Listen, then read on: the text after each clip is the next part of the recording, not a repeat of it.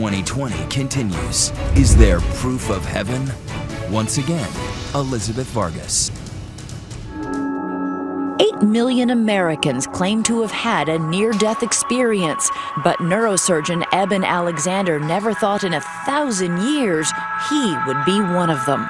What did you think those were? Fantasies, hallucinations. He was a man of science. He didn't believe in it. That is, he says, until it happened to him. Let's talk about how you got sick. You woke up in the middle of the night feeling ill and in pain. It was like being struck by a freight train. 4:30 in the morning, woke up, never had anything like that before. My last words to my wife, don't call 911.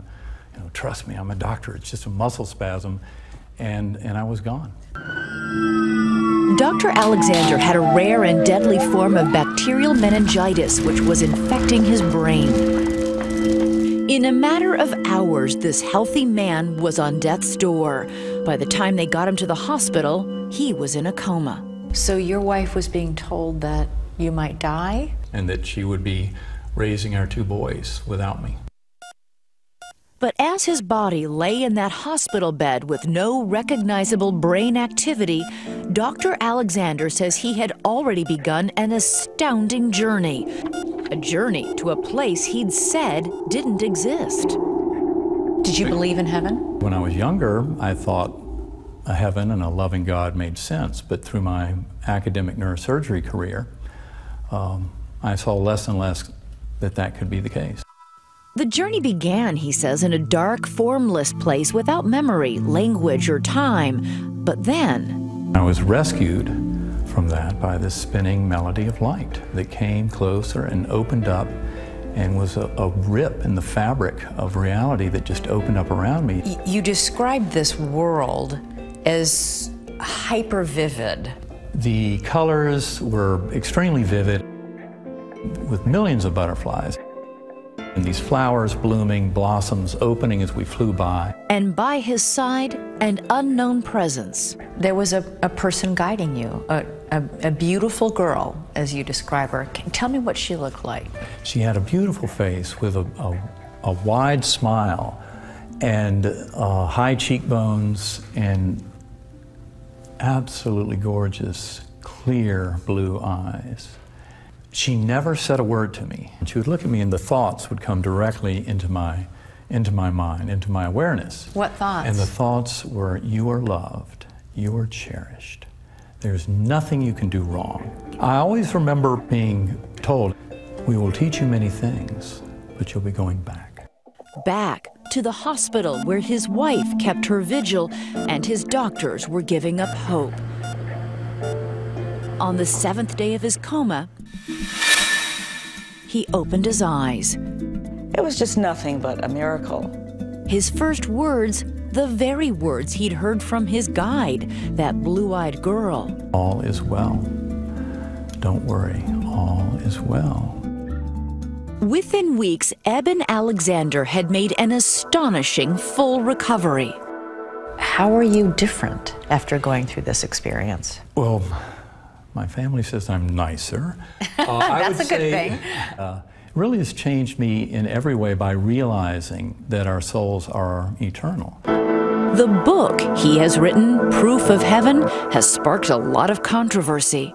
You know, you do have skeptics out there who are just saying it's not uncommon for people near death to have all sorts of funky things going on inside their bodies. Well, that's why the fact that I had meningitis that was so severe, I mean, that should not have allowed for any experience. And then this with the eyes just shows how his brain was so completely shut down that the visions he had could simply not have been generated there. He says he wrote down everything he remembered, now in his book, before speaking to anyone, so as not to taint his memory. You then went on to read about other people's near-death experiences. Was it striking how similar what you had written was to what they had experienced? It was absolutely astonishing. I really felt the white light was God. I stopped walking and I saw my grandma. You could see peace, you could see love.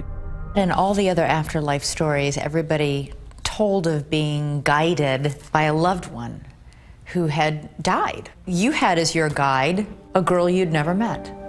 I must say that was very haunting. Why would I go through all that and not have my father there? My father, who was a neurosurgeon, I idolized him, and he had passed over 4 years earlier. Why wasn't he there? And why the blue-eyed girl instead? Dr. Alexander had been adopted as a child. Years later, he found his birth family, all except for one, his birth sister, who died before he met them. Her name was Betsy. How old was she when she died? She was 36 years old. So Betsy you'd never met? I just heard what a beautiful, loving soul she was. How she worked in a rape crisis center and took care of many people who were unfortunate. And she was just a very loving, loving person. How was it that you came to see a picture of her? My birth sister, Kathy, had promised to send me a picture of Betsy. And it was about 4 months after my coming out of the hospital when that picture arrived. He opened the envelope and saw it for the first time. The photo, he says, was of that blue-eyed girl from his vision. And it was so stunning. And that picture was almost as if she's saying, "Do you get it now?" And I cannot tell you how powerful that was. There was no mistaking it. That's exactly who it was. Life is back to normal at the Alexander household these days. There are soccer games to watch, dinners to be shared, grace to be said. But Dr. Alexander says he's on a mission now. I hope to tell my story to everyone I possibly can around this world, because I think it will help this world to be a much better place.